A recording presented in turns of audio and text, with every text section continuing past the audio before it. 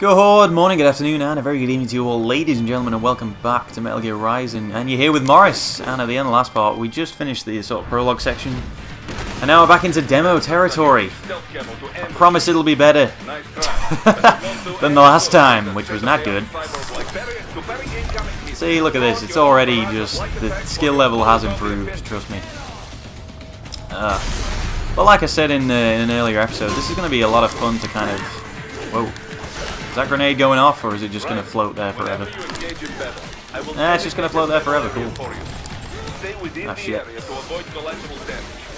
But yeah, this is going to be a lot of fun for me. Just purely because this will be like just messing around compared to what I'm on at the moment. Honestly. Revengeance difficulty is no joke. Despite the fact that it's laughable. You gotta either laugh or cry. I've got to stick to laughing. Had your fill? No. With this body, I could take these guys with no eyes. Intel wasn't exaggerating on the cyborg count. Well, you know how fast the tech's been spreading these last few years. That CNT muscle fiber packs the power of a jackhammer into every limb. What enterprising soldier of fortune could resist? And cyborgs are still human. Real thinking people. Way less risk of collateral damage than your typical UAV strike. And don't forget the PR angle.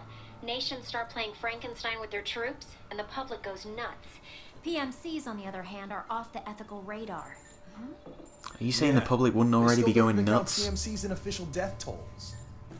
With SOP out of the picture, private militaries needed a new edge on the market. We got it. I mean, imagine if this kind of stuff was really going on. SOP troops by another name, only all muscled up and less predictable.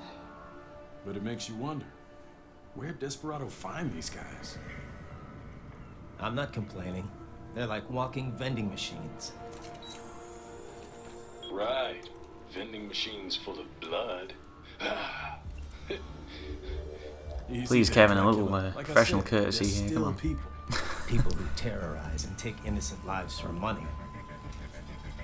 They sowed their fate when they took this job. I'm just the Reaper. Damn. His suit's kind of his new upgraded suit is kind of interesting because I don't know if anybody else got this impression, but it just, especially from the back there, it does remind me of Solid Snake's muscle suit in MGS4 when it was damaged, at least. And I don't know, maybe it kind of maybe foreshadows, you know, a kind of downfall of the character. I don't know. I don't know if anybody else got that impression. But again, certainly a relevant point. Alright, let's move on. A B? Come on, you more generous than that. Raiden, this is Boris. Give me your status. Looks clear. No one in sight. Good. Let's recap the route you will take.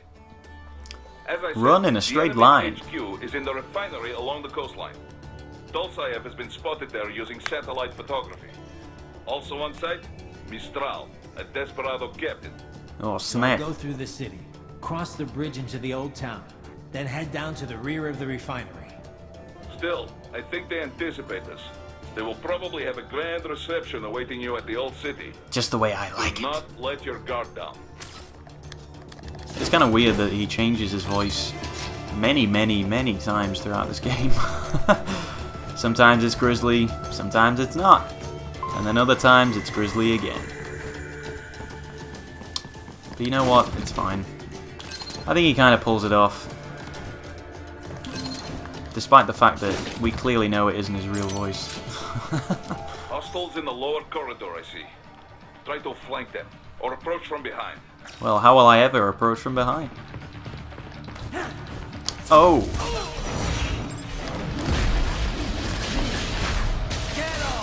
Yeah! That's how I drink tea these days. I don't actually make a cup of tea, I just kind of grab the tea bag like that and just crush it between my hands. Raiden, take that main thoroughfare. Maybe one day, when I get my cyborg enhancements. Your body analyzes radar and IR data to construct your AR display. Use your eagle vision. Some civilians are still in the city. That is not good. It is not very good. The civilians are really annoying in this game. I don't know about anybody else. I didn't have much motivation to keep them alive, to be honest. I didn't see any kind of profit to myself. They were just kind of there. They were more in the way than anything else.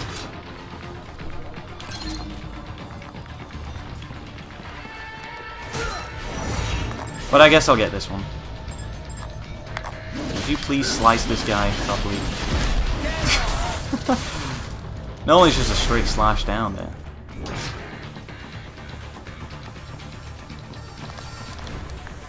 Oh, oh, oh, I'll tell you what's off limits, your soul. Give it to me. Oh, your buddy don't stand a chance. I'll take this. Come on, buddy, it's safe. Don't worry, it's fine. I'm not gonna kill you, unless you look at me the wrong way, in which case I'll slice you into 100 pieces. Check out that friggin' Dennis the Menace shirt as well. Doesn't go well with the jacket. I know these things. Have you seen the suit that I'm wearing? I know about fashion.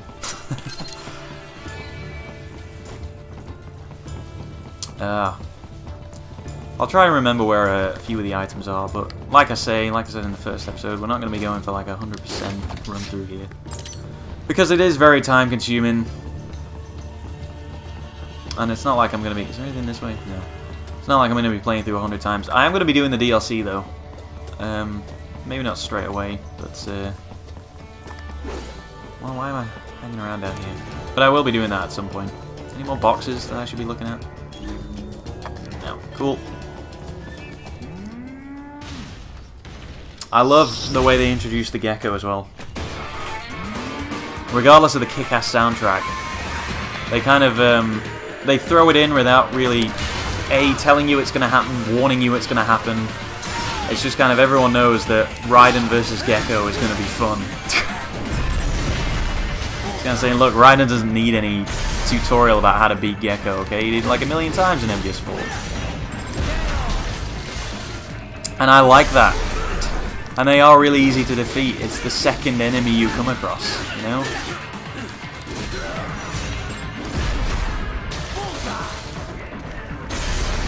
They just do a really great job of setting all the enemy types up, I think, anyway.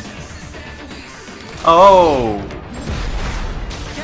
I will take this spine. Thank you. Oh, look at these sick combos. You know what? This game is actually really accessible. Like I say, there's a learning curve, but it is tremendously accessible. There's so many, there's so many like different combos and things that you can do, and it does make it easier and more stylish, I guess. But you know, button mashing will take you quite a lot of the way through the game. Just simply sticking to like square, square, square, square, square, square, square, triangle. You know, that kind of gets you through the majority of things, which I have absolutely no problem with. I was kind of hoping that would be something a little bit more special, but okay. I've only ever done this bit once without being seen. I mean, I suppose it doesn't really matter, but it's always nice when you don't get seen. I'll take this right out of your skull.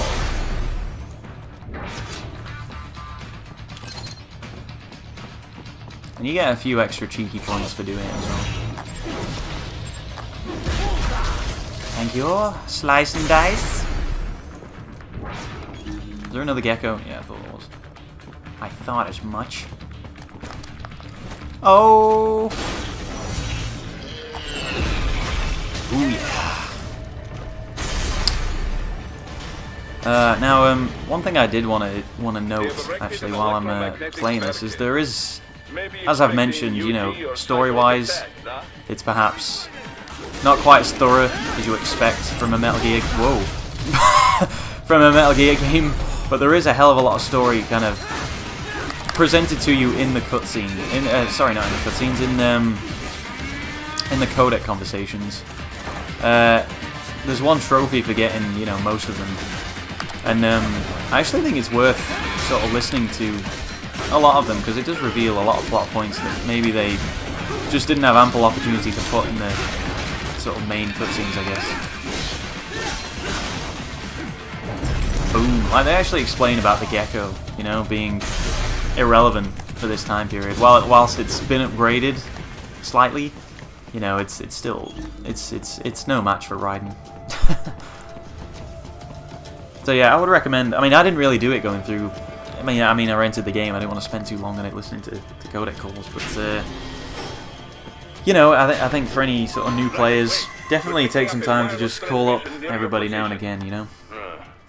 From the frequency, most likely an enemy data terminal. I'm not even going to touch that. We may be able to salvage some intel. I'm not salvaging any intel. I'm not touching those VR missions again. I am done for those. There's a DLC with like 30 extra missions in, and I'm thinking, how much money are they really going to make from that? Come on, who's going to go through those 20 missions and, you know, want to kill themselves and then go, hey, let's do 30 more. I want all that to happen again. Show yourself. I think not.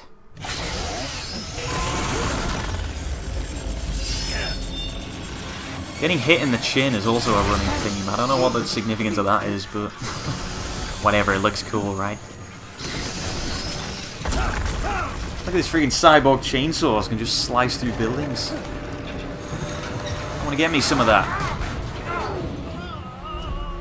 Oh, my precious body. Whoa.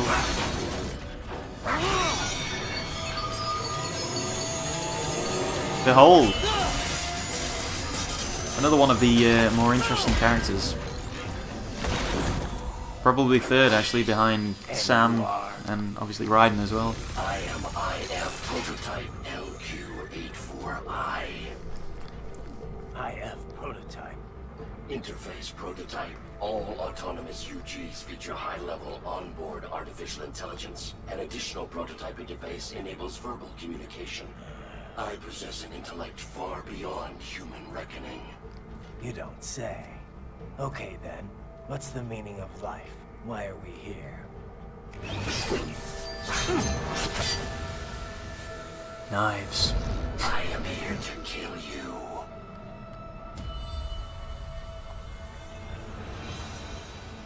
But can you deal with these sick poses? I don't think so. That's it? Pretty simple thinking for such a mighty intellect. I may analyze orders, but I may not disobey them. Should I disobey a direct order, my memory would be wiped. I must destroy you. What good is an intellect if you This can't is great use it? because there's... I don't believe that Wolf wants to kill you. He's only doing it because he has to, not because he wants to.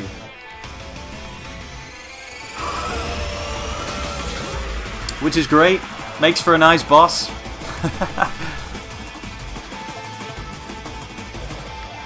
Again, neither of you really have a choice in this.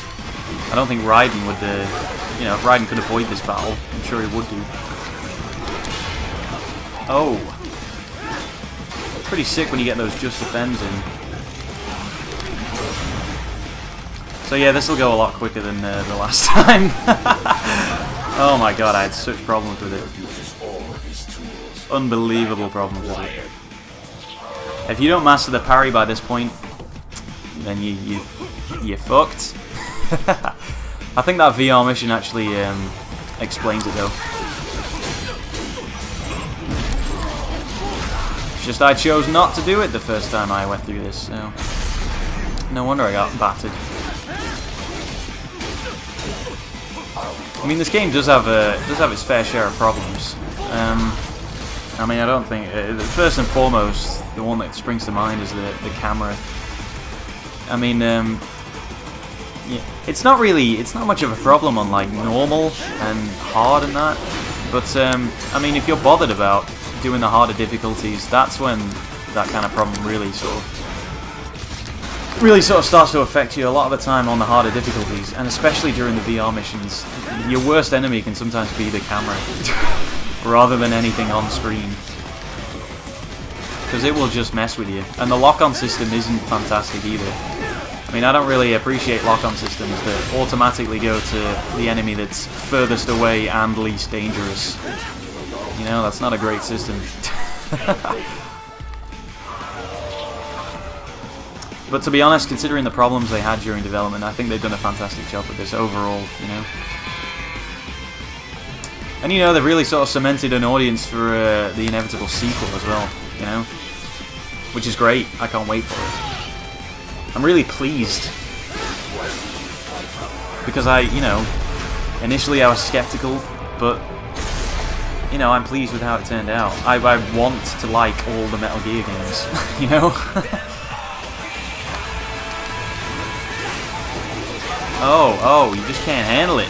He just can't handle this. I almost feel bad for the guy, you know. I can trap him in this corner, just defend on him. That would be nice. You can't beat those sick heavy attacks, you know. Oh! No damage, baby. No damage and a combo you can only dream of. Let me just slice you up real nice.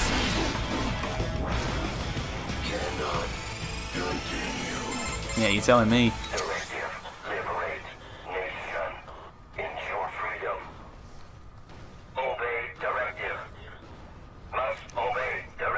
How are you still talking to me? No freedom. Freedom on device. What would an AI know about freedom?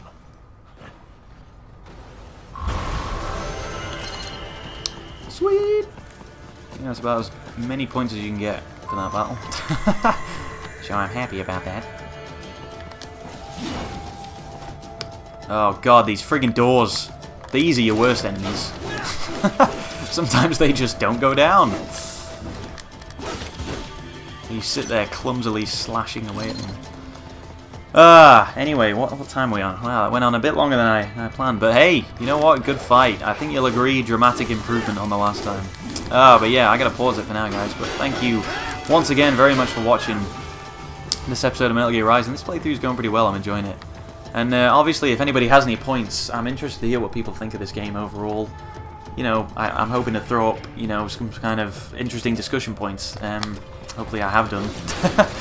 But, you know, there's plenty more to come, so be prepared for that. But thank you very much for watching, guys, and I will see you in the next part. See you later.